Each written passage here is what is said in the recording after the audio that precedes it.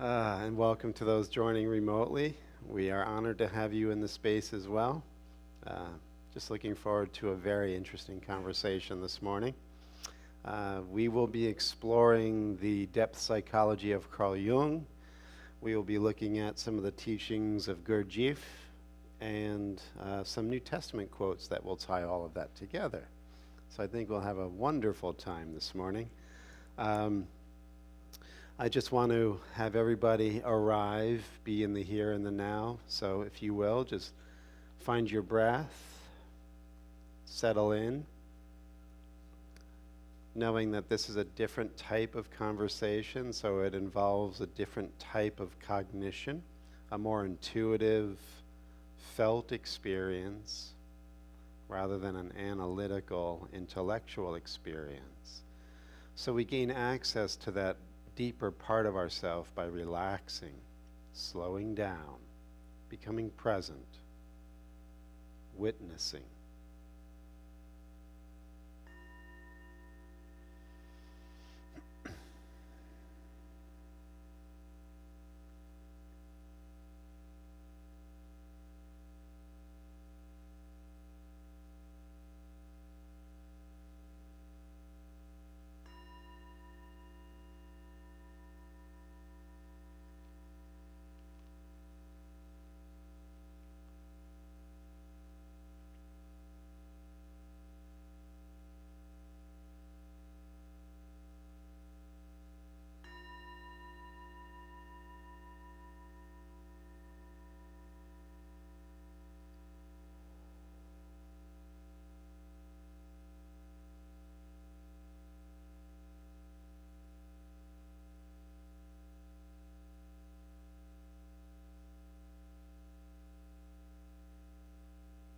And as we come back to the present moment, focused on the breath and on awareness,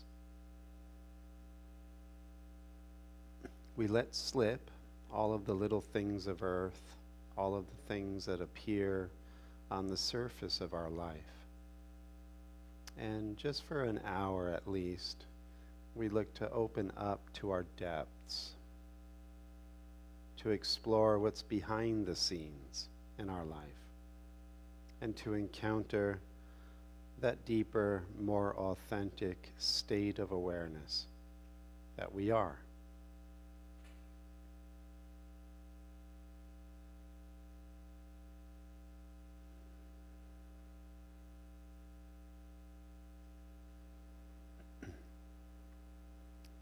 So we just make a conscious commitment together to allow this permeability between the unconscious and the conscious parts of ourself, that we may be in rapport with our depths. And so it is. Amen. So I've been fascinated with the psychology of Carl Jung for decades. Jung really helped me understand and appreciate not only the biblical tradition, because it features so largely in his psychology, but to see how, and this is one of the other intentions that I have in offering Bible classes, because it's the bedrock of our Western civilization in so many ways, not just in ethical and moral structures and ideas, but in the deeper esoteric teachings of the West, whether it's alchemy or Hermeticism or Gnosticism. These all are rooted within the Bible. And if you are not biblically literate, you're at a loss in how to navigate these deeper waters of our Western esoteric tradition. And so Jung was definitely on board with this idea. He actually said, you can't understand my psychology if you don't understand the Bible. And what he does also is not leave it at that fundamentalist, literalist level. He opens it up. And so his psychology is really about embodiment of the mystery, right? Individualizing. In other words, where we begin to experience, as we'll see with St. Paul's readings, the inner man, the hidden person that is behind the scenes. We're going to see in a moment, Jung calls that personality number 2. Personality number 1 is the outer man, the surface person, the one who is always caught in the world and the things of the world and at the level of intellect and rationality. And so the person of the depths, personality number 2, to use Jung's idea, is this ancient self. And we are all embodiments of an ancient self that has undergone amnesia. And our entire attention and focus has been on personality number 1, the personality of the ego, the personality of the surface person. And so the idea is first to recognize that. Otherwise, you can't make distinctions. And so we're going to use Jung's Memories, Dreams, and Reflections, his semi-autobiography. And we're going to experience from Jung's own telling what he means by the number 1 and number 2 personalities.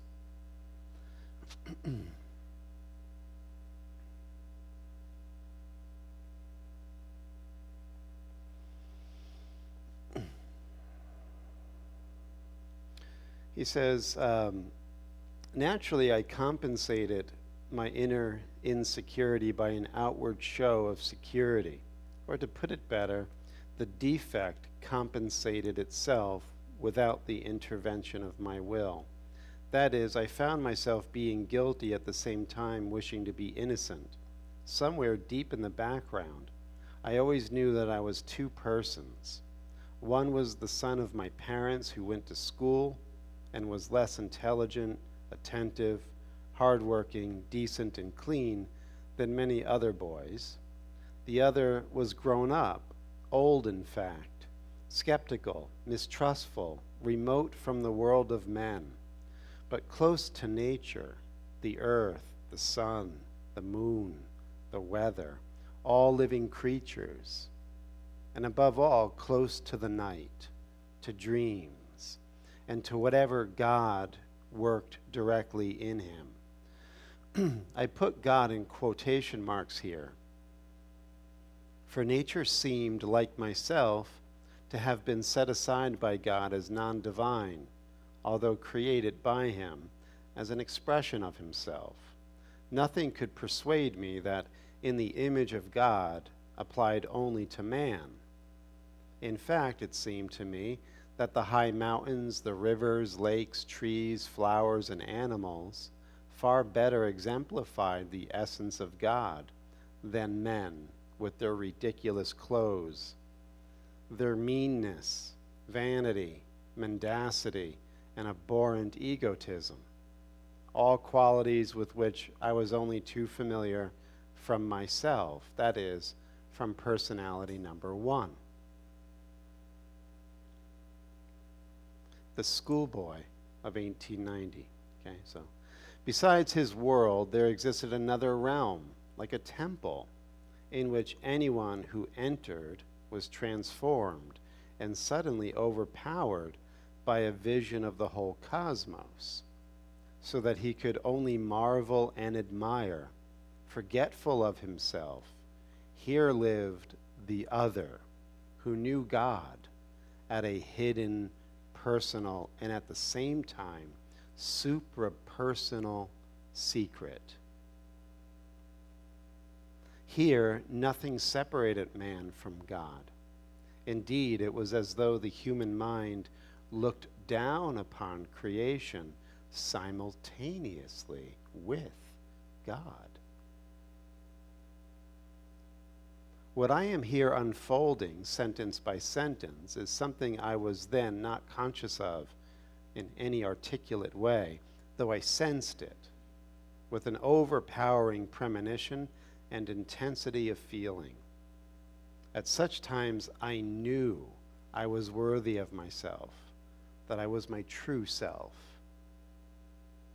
As soon as I was alone, I could pass over into this state. I therefore sought the peace and solitude of the other, personality number 2.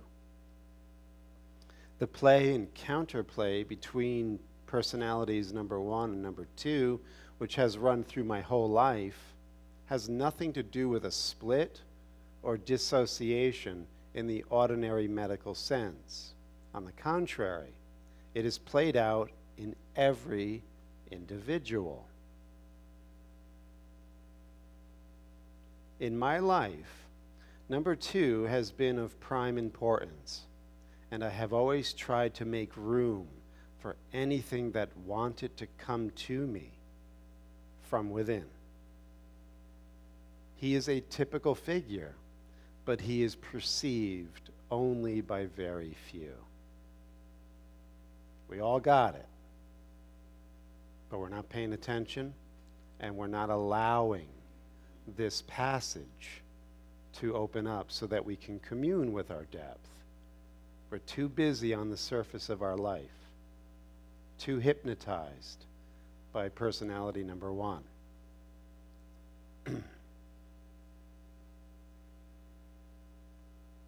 Most people's conscious understanding is not sufficient to realize that he, personality number 2, is also what they are.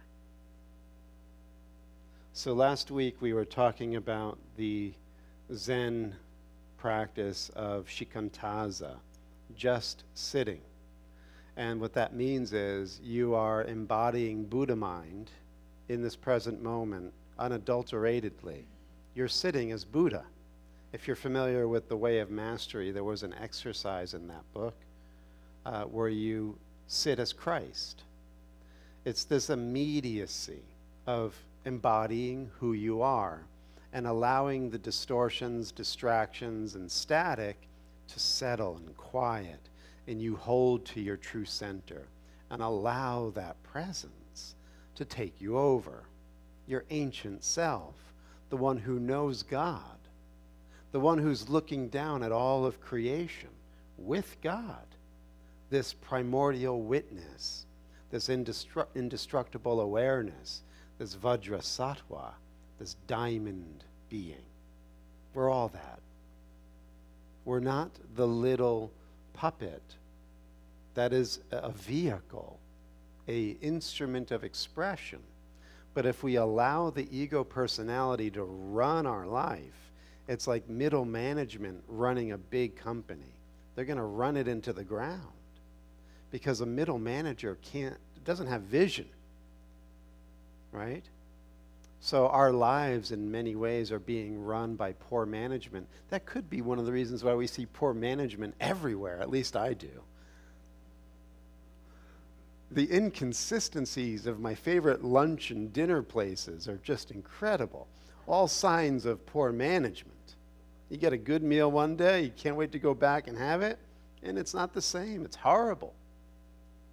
So we are riddled with inconsistencies in our culture as a reflection of the inconsistencies in our personality. We are being run by bad managers. Our egos are terrible at managing our life. So what Jung suggests is that we first become aware of the fact that we are this ancient self, that we already have the connection to the divine. That is our birthright. It's not something to acquire, it's something to remember. How do we remember it? Well, in A Course in Miracles lingo, he says this course, directly quoting, is a course in forgetting and remembering. You have to forget personality number 1 as the identity center. Let it go. It's not who you are. Don't cling to it as your center of perception. It's a distortion. It's a fictional self.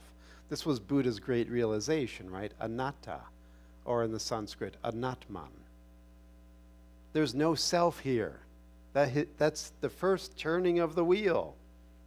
Anatta, no self, impermanence, conditioned arising. That's the first turning of the wheel.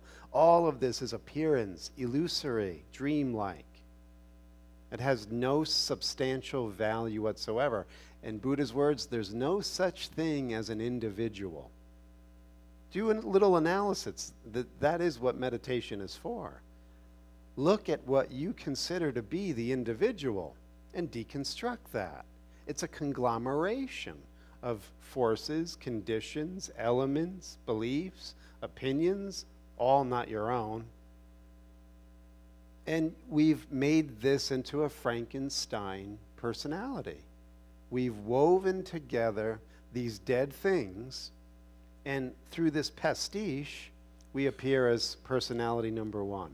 I know it's a little confronting, unsettling, and unpleasant. But that's the bitter pill. The sweetness comes when you're able to rid yourself of being what you're not, forgetting it, and remembering that you're something glorious, divine, in fact, the one who's witnessing the entire creation with God. How beautiful, how glorious. If only.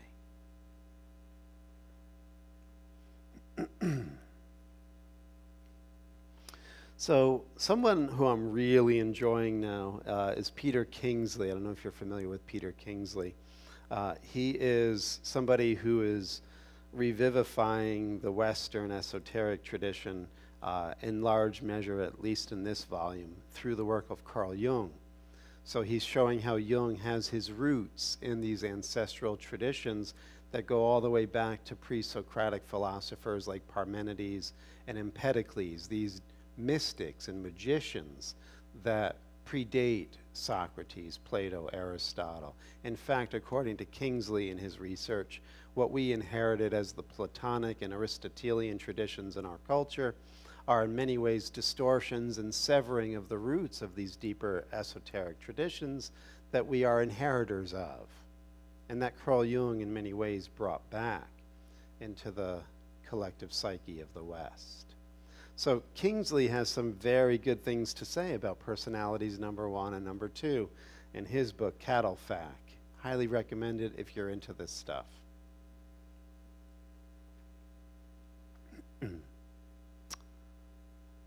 The spirit of the depths will always be at odds with the spirit of our time, just as personality number two will always be in conflict with the superficial wants and needs of personality number one.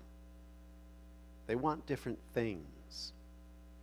Personality number one wants excitement, titillation, pleasure, bright lights and shiny things, right?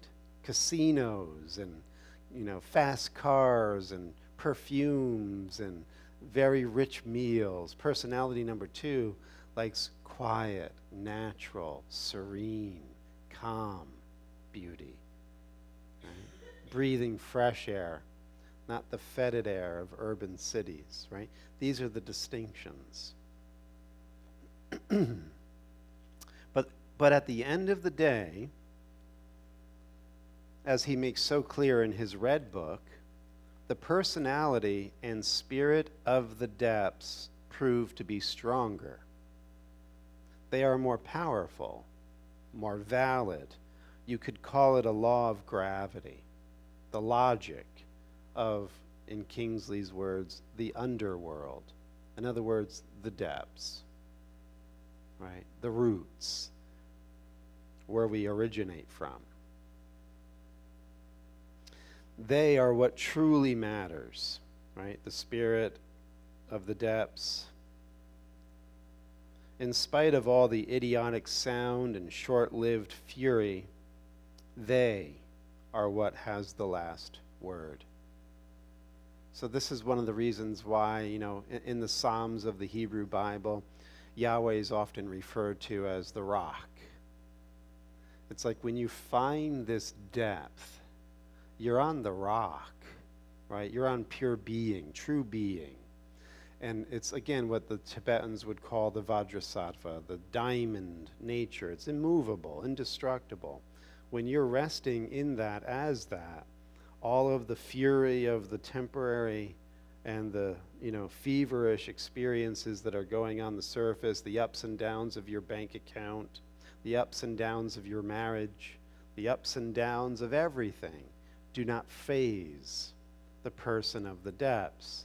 The person of the depths witnesses it, participates mindfully in dealing with it in an inspired, intuitive way, but in no way is rattled by it, is not tossed about by the winds of change, beyond change, ancient, like the mountains and the moon and the sun.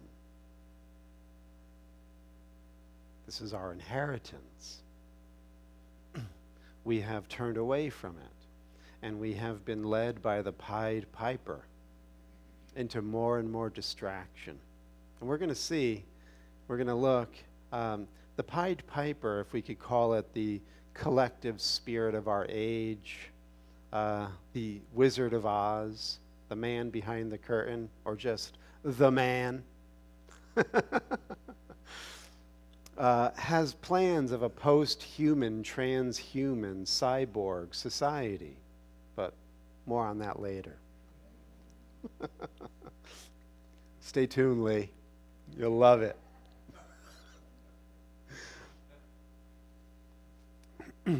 So a little bit more on personalities number 1 and number 2. For example, the defining characteristic to Jung of the number 2 personality is quiet certainty.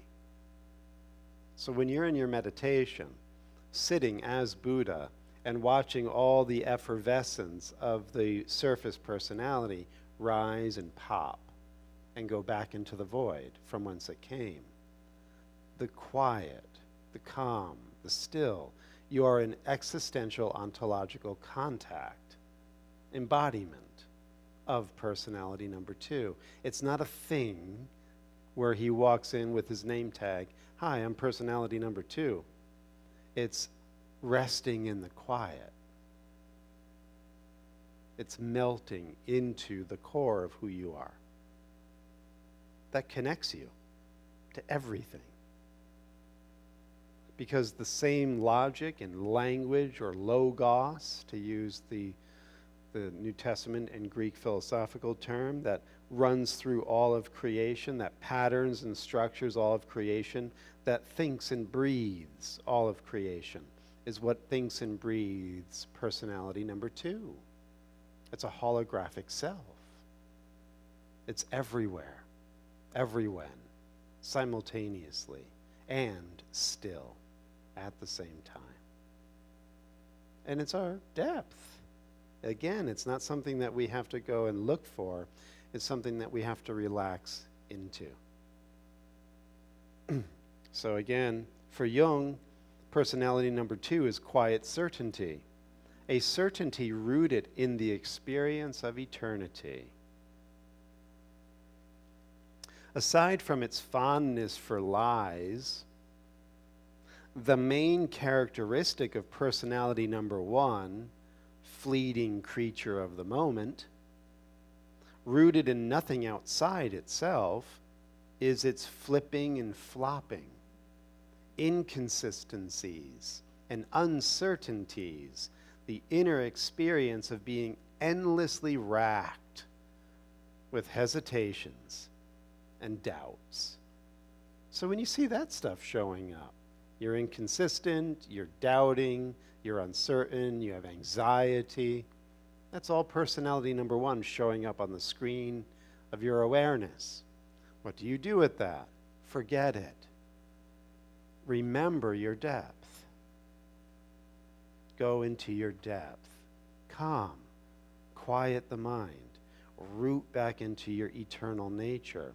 And you'll watch the anxieties, the uncertainties, the doubts, again, pop like effervescent bubbles. The only time they have substance and validity is when we turn our attention and give prana, chi, life force, psychic energy to these ephemeral bubbles, and we make them real. Now I should be anxious about this. And now, because you're a magical being, you've just conjured from this bubble a whole world of meaning that is very real to the believer, that will now cause you anxiety for good reason. And because you're a holographic being, you're going to manifest that in form. And in your movie, you're going to see reasons for being anxious, uncertain. Right?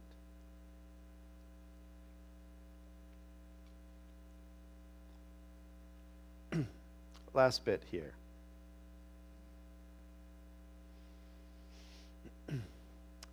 This is how subtly, silently, invisibly the situation changes. Is how easily, how surreptitiously the intensity of direct experience slips and then slides unnoticed into something else. All of a sudden, our number one personality, with its cocksure ways of masquerading as master of the depths, has successfully invaded the domain of personality number two. So remember what personality number one does. It's a chameleon. It's a liar. It's a pretender. So when we get on board with, let's say, because this is just one 60-minute long infomercial for Monday evenings, as I keep reminding you. You want to be in touch with the spirit of your depth, come here at 7:15 tomorrow night. Because this is what the ego personality does, is it masquerades as the master of the depth. You get the lingo. You learn the books. You learn the philosophers. You learn the teachings. You go to your seminars. You may even get certified as a shaman or what have you. But oftentimes, this is a masquerading. And so what we are to watch for is when this trickster is coming in and just keeping us within the conceptual cage of the surface personality and pretending like you're embodying the depth. Again, confronting, unpleasant, but once you expose the trickster and see through it and pull that curtain and see that the wizard was all smoke and mirrors, then you can understand you've had the gifts the whole time. And they can then manifest. Because you're not blocking them from manifesting by staying fixated on the display of the surface. Okay? So don't believe the lies. So he goes on. So personality number one, with its cocksure ways of masquerading as master of the depths, has successfully invaded the domain of personality number two. And this, it can be ever so important to understand, is personality number one's own magic. Personality number one is also a magician. Right? It's the very substance that our collective world is made of. Magic in reverse. Right? The inversion of the sacred. The inversion of the depth. Right? Magic. It's that bitten apple magic. You're out of Eden. You're out of your depth.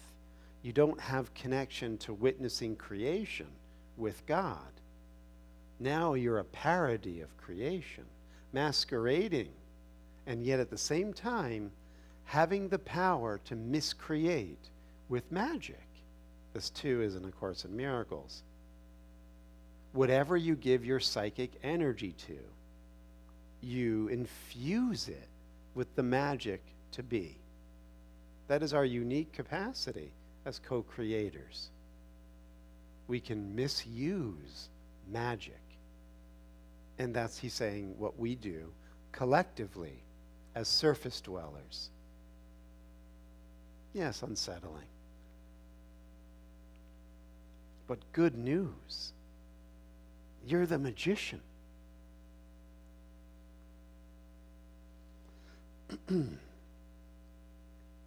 It's a thing of the most amazing strangeness and gruesome beauty to watch, the perverted form of magic known as rationality. For the rational part of us, everything is reasonable, and even when we talk about magic, we are proving there is no such thing. So in other words, he's saying when the rationalist and the doubter in you or your favorite authority figure is using science and reason to disprove the dimension of the magical, the truly creative, they're using magic. Just like St. Augustine said, the atheist uses God, right, to doubt God. It's the power of your own being, your psychic energy. We're using magic to deny there's magic. And poof, just rationality. It's just a perverse magic, a diminished form of magic. So how does all of this make sense for your life? Well, everything is kept in place, everything that you like and don't like, by your use of magic.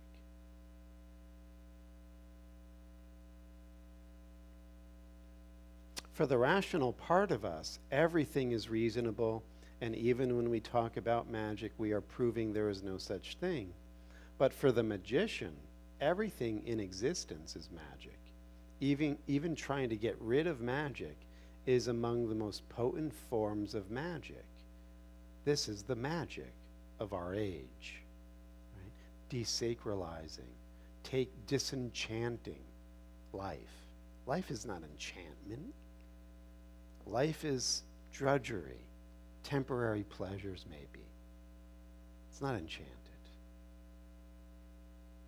Here, with our own inverted kind of magic, not anywhere else, is where we can start to discover for ourselves a bit about the power of magic.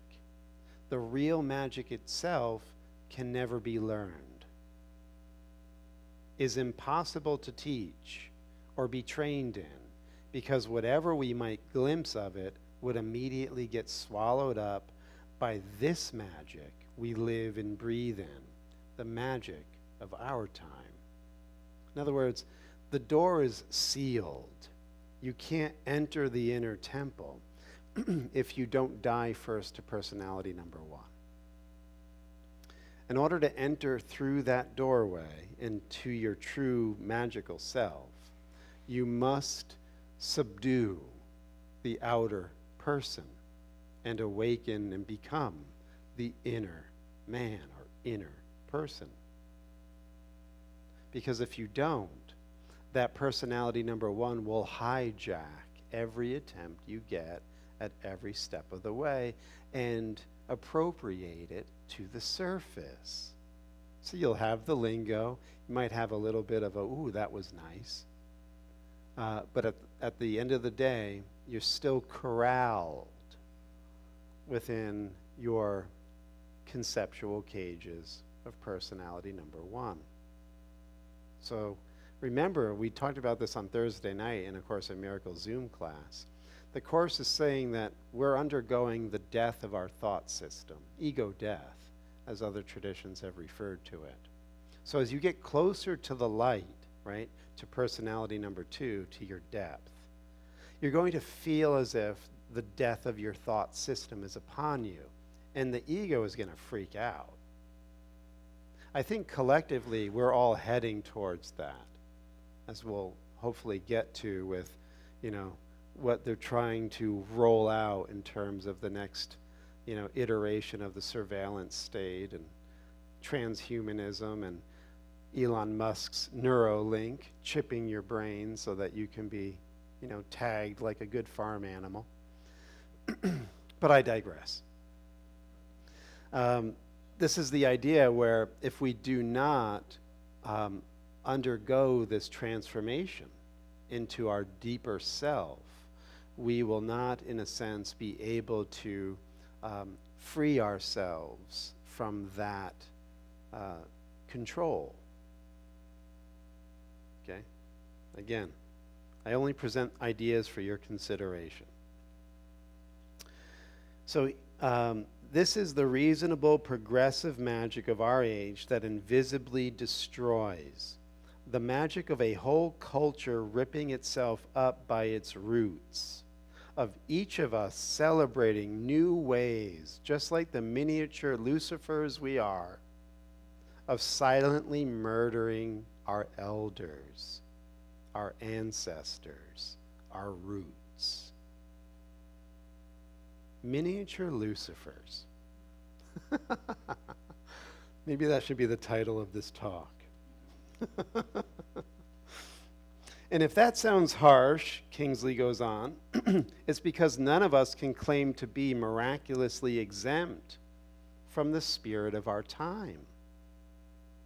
We are all, without exception, being compromised and eaten away at every moment by the insatiably devouring appetite of the spirit that runs through the masses. Can you feel it? Do you see it? Are you paying attention? There is an inertia, there's a gravitational force to stay asleep. Sleep. Wizard of Oz keeps coming up here. Lisa and I were talking about that the other day. Do you realize that they dropped, what was it? What they put in insulation? Huh? Asbestos. That was the snow in the poppy fields. I mean, just the level of danger that was in the special effects of that movie. Look it up sometime. It's pretty crazy. But this is the idea, though. It's like we are on our journey, like Scarecrow and Tin Man and Dorothy and the Cowardly Lion, and we're on that yellow brick road, and we're gonna, move through this part of our journey. And there's an aspect that will come up where, do you really want to do this? Do you really want to experience the death of your ego? Sleep. Because remember, you could say this. I never saw Wicked. I don't know the storyline of it at all. But in terms of an archetypal interpretation of the Wizard of Oz, the Wicked Witch of the West is Dorothy's shadow. It's the part of her that didn't want to wake up. Just like Glinda, the Good Witch, is that archetype of Dorothy's higher self. We are all characters in this movie. And so there's that character of the personality that's the liar, the masquerader, the pretender, who will entice us to stay asleep. It goes on in the service all the time. It's not as bad as years ago where I used to have to get up and actually put my hands on people's shoulders and wake them up because they were snoring in my service. But I still see some of the glaze that appears over the eyes at times. No joke, snoring. So just a bit of because you've heard of Yuval Harari. He's this Israeli scientist. He's written a bunch of books on cybernetics, transhumanism, these ideas that the World Economic Forum, he's like one of the guys that goes to Davos and speaks at the World Economic Forum. Are you familiar with the World Economic Forum? Klaus Schwab heads that up. He's the Bond villain of our time. He wears the, you got to check it. It's just such a movie, man. Anyway, so listen to just a little bit of Yuval Harari. This is an article from the Hungarian Conservative. I know you guys read this every Sunday morning. As Yuval Noah Harari, one of the most influential supporters of the secular progressivist paradigm of the philosophy of history, and the advocate of transhumanism, wrote in his Sapiens, true, he quote, true, we still don't have the acumen to achieve this, but there seems to be no insurmountable technical barrier preventing us from producing superhumans. The main obstacles are the ethical and political objections, but we're working on that. That's not the quote.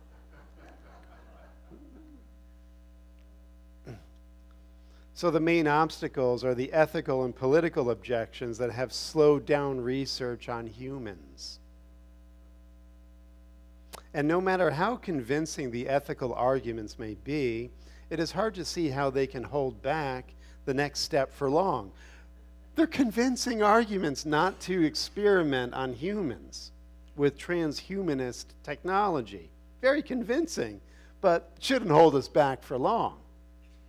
I mean, this is the mentality.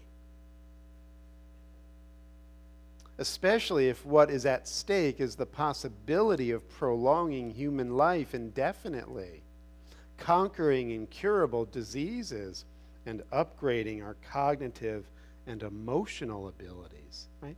It's always, here's the apple. You can live a long time, indefinitely, disease-free. You can have psychological abilities off the chart. You want a 200 IQ? But we're going to track you. We can actually change your brain waves if you're not being a good boy or a good girl. We could put you to sleep.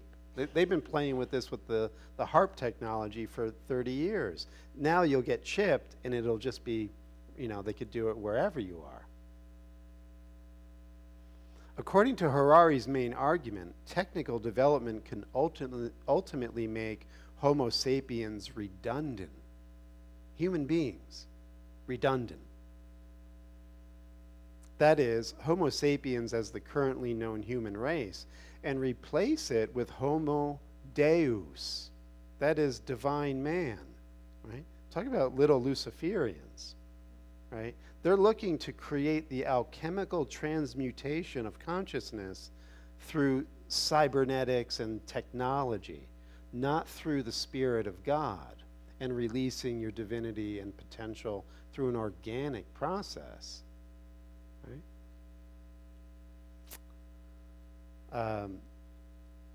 The result of the author's technological utopia is the human consciousness enhanced by machines and made immortal, or possibly even separated from the physical brain.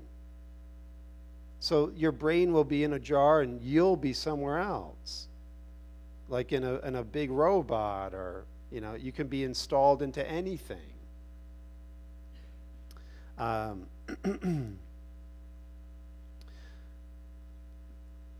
So separated from the human brain, that can be developed. Your consciousness can be developed to exceed the consciousness and intelligence of today's Homo sapiens. He perceives and imagines this in the sense of transhumanism, which has become a fairly well-known phrase since he first wrote about it in 2014, right? He's writing about it.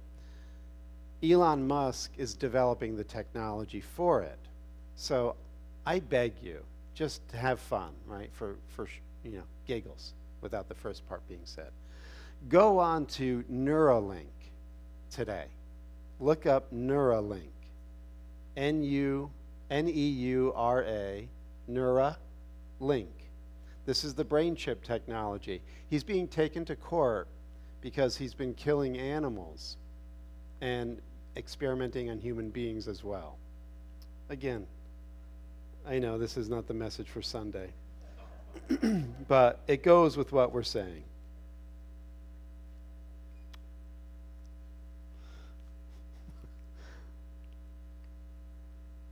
So just a blurb from Neuralink. Our mission, create a generalized brain interface to restore autonomy to those with unmet medical needs today and unlock human potential tomorrow. Brain-computer interfaces have the potential to change lives for the better. We want to bring this technology from the lab into people's homes. And when you go on the website, you could actually click the link for registering as a patient to see if you qualify to be tested on.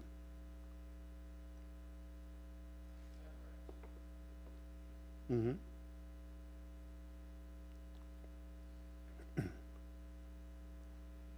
So, if we don't want to play the game of being little Lucifers in a world of little Lucifers, this is our option then. We undergo the transformation in a different way. Right? Either way, transformation is being offered. So this is a quote from the book of Ephesians. He's saying that as we undergo this training, we will, have the blessing of meeting the right people at the right time who will enter our lives to deepen and mature us into this Christ consciousness, this divine, truly divine consciousness. so that we can come to the full stature. Now, this is a direct quote. Coming to a full stature of a mature person, measured by Christ's fullness, which is witnessing all of creation with God. You're out of your body. You're beyond your body, but not through a brain chip, through the transformative processes of spirit. You go beyond the circuits of your biological vehicle into your superconsciousness. Right? We're getting to the crossroads of humanity where it's been prophesied, it's been whispered in the ear of initiates for thousands of years. Now it's being shouted from the housetops. Some would say it's because everyone needs to hear it to make their choice. We are undergoing, as Greg Braden said 35 years ago, a collective or a global initiation. We're all being given this choice to either undergo this initiation or the other. So he goes on, he says, therefore I say this, and I testify in the Lord, you should no longer walk as the Gentiles walk, in the futility of their thoughts, the emptiness or vanity of their thoughts. In other words, don't walk in the world, don't behave or think or live a lifestyle of personality number one. They are darkened in their understanding, excluded from the life of God because of the ignorance that is in them and because of the hardness of their hearts. So personality number one is a masquerader, a liar, cut off from the life of God. And the only reason why we stay there is because we don't soften and surrender our hearts.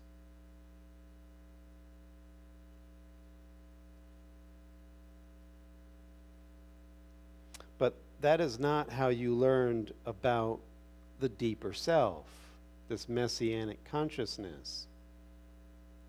You took off your former way of life, the old self, personality number one, that is corrupted by deceitful desires, right? You're hypnotized to stay on the surface. And you are being renewed in the spirit of your minds or the spirit of the depths. You've put on the new self, your true self, the one created according to God's likeness in righteousness and purity of the truth. So when he says righteousness, what he really is getting at, it's a relational term. You'll interact with the whole field of creation. You'll be able to feel the sun, the moon, the wind, the weather. It's all part of you.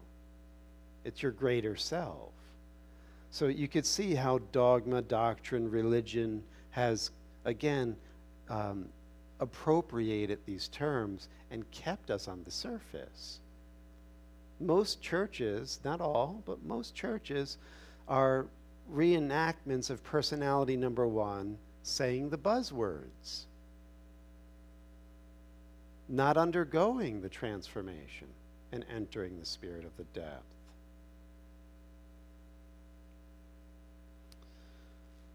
Okay. You think this is bad? Try being Lisa, living with this. Not living together, but being with me. All right, so a little bit of Gurdjieff. So you'll see how what we were just reading with the transhumanist agenda, that this is a projection of our consciousness. It's not out there. There's no out there. It's the part of the mind that, because of the hardness of our heart, we are staying within the mechanistic surface level of ourself, and as a result of that, increasing the intensity of how it's showing up at the level of form. Right? So this is Gurdjieff in Ouspensky's book, In Search of the Miraculous. So this is a classic book. Many of you probably know of it. Now, Ouspensky is the perfect type of personality number one. Very intellectual, very astute, very much interested in the occult and the spiritual. And he meets Gurdjieff in a cafe in Moscow back in 1919 or whenever it was. And Gurdjieff is the perfect example of personality number two, a man of mystery coming from the depths, can't be figured out, very mercurial, rascal, right? Personality number one does not understand that. And in fact, Ouspensky, to his very end, when he, was about to die, he said, I did all of this for nothing. This whole journey of trying to do the work, of trying to get awake. He died kind of like, a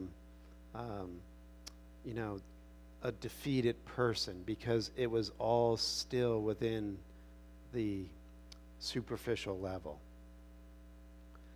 So this is what the interaction between Ouspensky and Gurdjieff. So Gurdjieff says, first, Ouspensky, people are turning into machines, I said, and no doubt sometimes they become perfect machines. But I do not believe they can think if they tried to think. They could not have been such fine machines. Yes, said Gurdjieff, that is true, but only partly true. It depends, first of all, on the question which mind they use for their work. If they use the proper mind, they will be able to think even better in the midst of all their work with machines. So it's not that technology is bad. It's when you're unconscious and a slave to it. So the proper mind, I didn't understand, said Ouspensky, of what he meant by the proper mind until much later. And then secondly, Gurdjieff goes on, the mechanization you speak of is not at all dangerous. A person may be a person while working with machines. There is another kind of mechanization which is more dangerous, being a machine oneself, right? Being totally identified as the surface personality. No depth. There is another kind of mechanization which is much more dangerous, being a machine oneself. Have you ever thought about the fact that all peoples themselves are machines? So when we are only identified as the surface, we are being classed here as machines. So my urging this morning in all of this is to quiet down.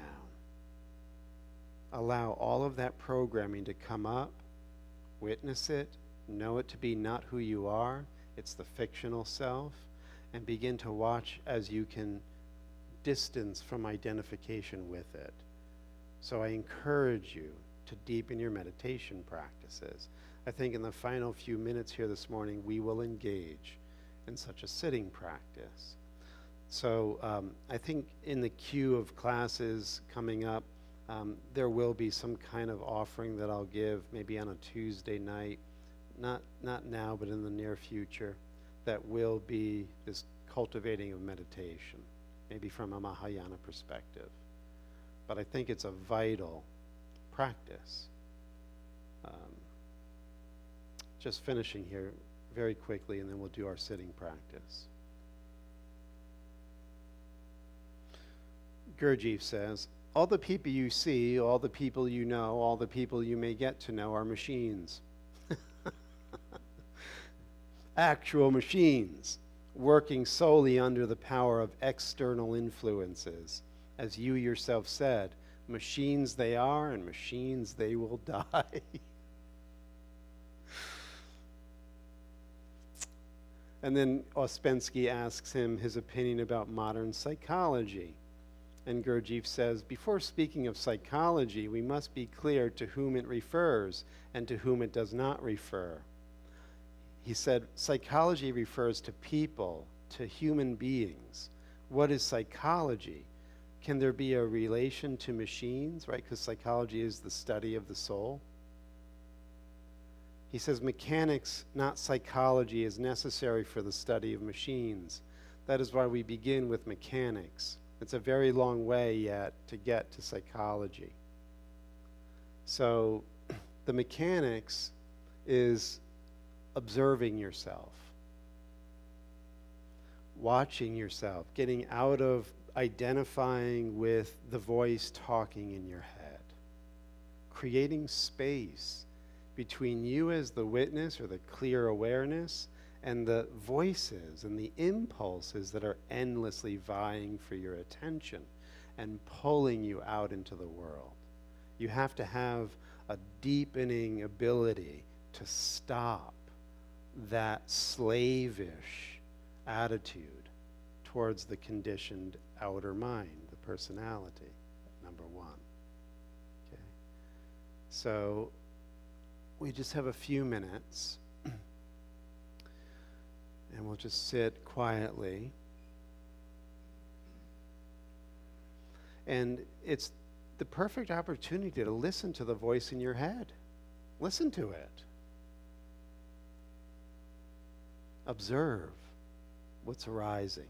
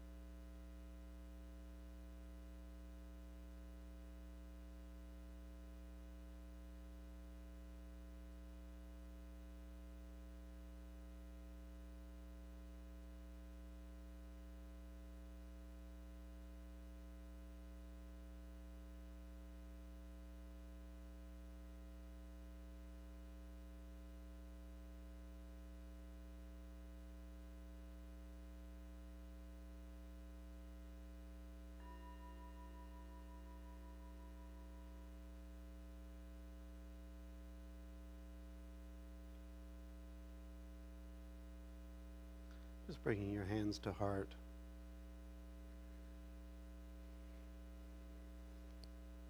And as you sit in the calm and quiet of the present moment, knowing that at your depth, at your root, you are Buddha nature itself. And to seal this sacred practice and conversation, the Buddha bows to the Buddha. Namaste.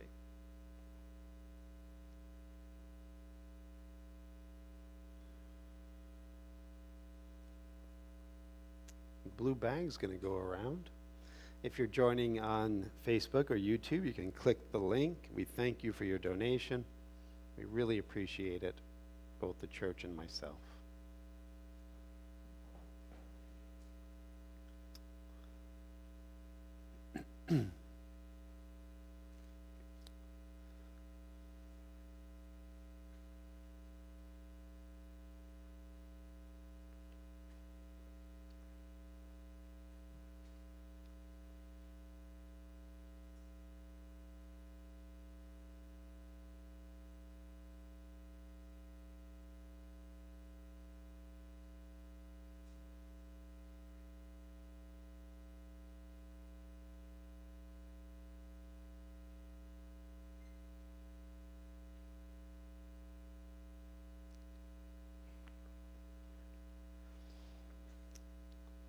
Thank you.